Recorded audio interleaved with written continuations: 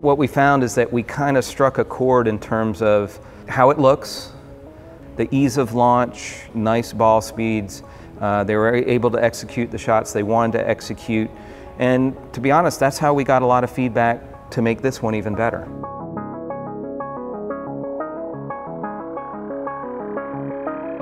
One of the things that's interesting about the Mizuno Pro 24X series is that we've got the Fli-Hi and we've got the 245. The 245 and the Fli-Hi are both hollow construction. They both have thin faces, built for COR, built for distance, but the Fli-Hi is always going to be a little bit longer distance golf club because of the way it's designed. It's larger, has a larger rebound area, has a little bit thinner face. So choosing between maybe a 3 or 4 Fli-Hi versus a 3 or 4 245 really comes down to what you're trying to do. Are you trying to maximize the distance of that club, or are you trying to hit it a specific distance? The Mizuno Pro Fli-Hi is really only offered in a 2-iron, 3-iron, 4-iron at 16.5, 19, and 21.5 degrees of loft. The stronger lofts lend themselves more to being a utility iron and maybe linking the strongest lofted iron from within the set to the weakest lofted metal wood, and it's really there to kind of be like a hybrid and for gapping. But in its 4-iron state, it could be used really as part of a combo set with any of the other Mizuno Pro 24X series irons, just to kind of maximize the distance on your strongest lofted part of that set. When somebody's first checking out the new Mizuno Pro Fli-Hi, there's a lot of subtle differences. If you look at it, you're going to see a thinner top line. You're going to see maybe a little bit more compact head.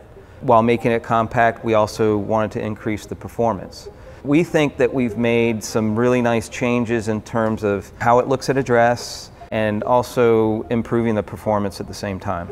It's always a challenge to simultaneously increase the performance while making the head a little bit smaller. But we were able to do that. Having the deeper and lower center of gravity is going to help launch the ball higher for longer carry distances. And what we were able to do with the new 43-35 Nickel Chromoly face in terms of increasing the COR and the core area, you're going to get more performance out of a smaller package. The body itself is Nickel Chromoly 43-35, but it's not heat treated. So by not heat treating it, we're able to bend the hosel for loft and lie. The face part has a new geometry. It has like an L-shaped geometry where the welding line is actually just inside the face gauge, and then it comes down and wraps around the sole. So the face part actually includes part of the sole. The face, which is made out of the 41-35 Nickel Chromoly in its heat-treated state, which is extremely strong, we can use that weld line to our advantage to have a thinner top line and also allow the sole to flex a little bit, contribute to the COR, particularly on shots that hit a little bit lower on the face. Typically what you see in these type of club heads, these iron utility clubs or driving irons, is the face is made from sheet stock, which is just uniform thickness. What we've done on the 2024 Mizuno Pro Fli-Hi is we've utilized multi-thickness face.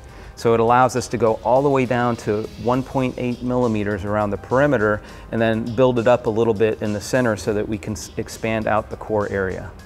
So just like with any iron or metal wood, we're going to implement our harmonic impact technology to ensure that we have a really solid impact sound.